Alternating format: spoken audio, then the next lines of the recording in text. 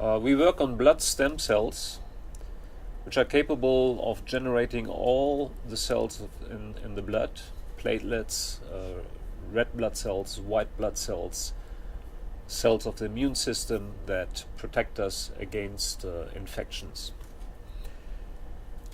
Up to now, it has been generally believed that the decision of stem cells to generate either one specific type of cell or another one was completely random. We now discovered that this is not the case, and that stem cells can be responsive to an external signal produced during an infection or another situation of stress that allows the stem cell to produce exactly the type of cell that is necessary to fight against a challenge, like an infection, for example.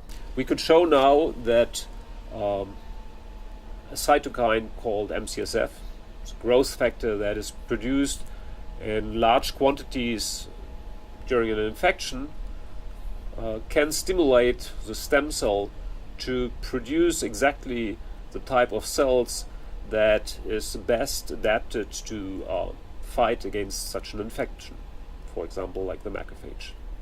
Well, there were two important challenges.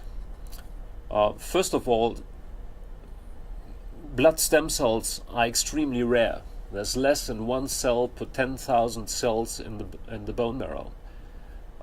Secondly, to really answer the question whether an external signal could change the identity of a stem cell, it was necessary to look at individual stem cells and really test whether they change. To do this, we use three different approaches, using different kind, but in all cases up-to-date cutting-edge technology. So in the first example, we used video microscopy, so where we followed individual stem cells by time-lapse microscopy.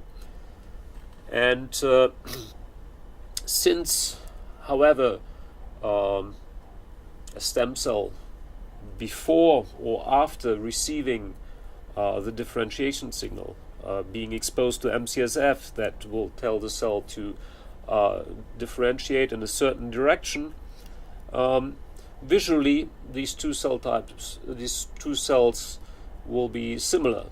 They will have no difference. So to reveal the decision to develop into a certain direction, we used a trick. We used a fluorescent reporter that will switch on exactly the moment the stem cell makes a decision to go into the direction of producing a certain type of cell, such as a macrophage. Okay, so before the stem cell received the signal, it was exposed to MCSF. It is translucent, which is normal because it's still a stem cell, but once it has been exposed to MCSF, it switches on the reporter and becomes green. So this way we could show that indeed MCSF induced a change of cellular identity on the single cell level. So in the next step we went even further because we wanted to know not only whether a specific marker is switched on, but whether a whole gene expression program is changed. That means whether the cell activated all or the majority of the genes that are specific to this program, that are necessary to fulfill the specific task of the cell.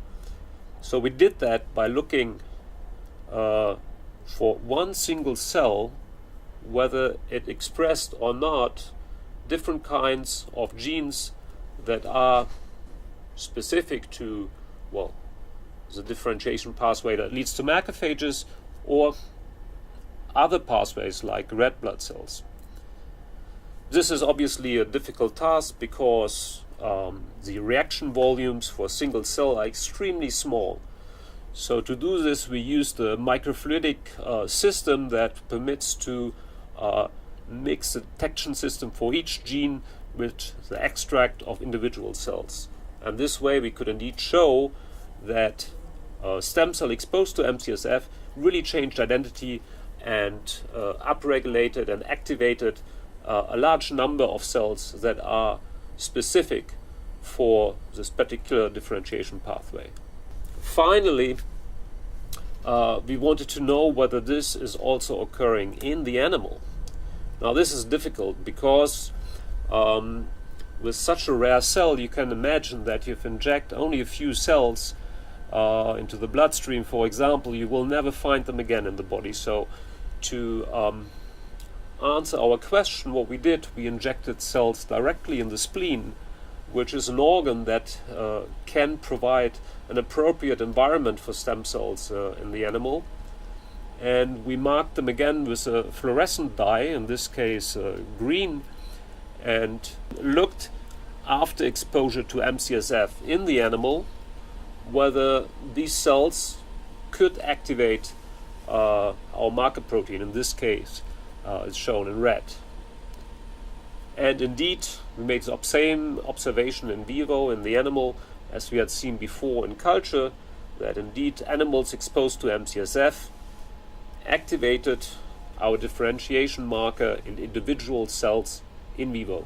So first of all, we're doing fundamental research, and our discovery changed the concept of how we see hematopoietic stem cells, blood stem cells, in that we now know it's not just a random choice that the stem cell can take, but it's sensible to external signals.